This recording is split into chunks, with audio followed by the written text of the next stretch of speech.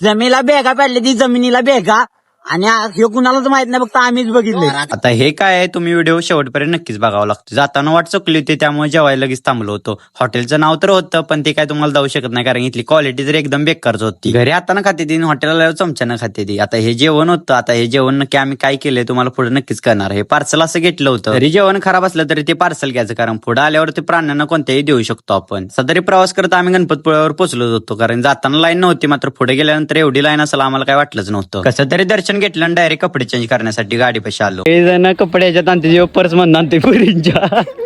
असली पोरं कोण तुमच्या ट्रिप मध्ये आहेत का नक्कीच सांगा. खास नयनारसाठी सचिन तुम्ही आला नाही म्हणून आमची ट्रिप थांबली नाही. फुल एन्जॉय.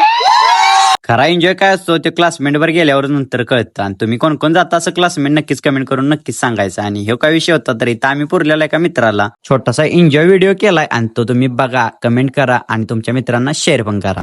वारो ब लाटा ब कसे येतं माका नाही बसगल्या मजा वाटता. समुद्र कसो पाठी पुढे येत राहता. पाणी इल्या इल्या इल्या इल्या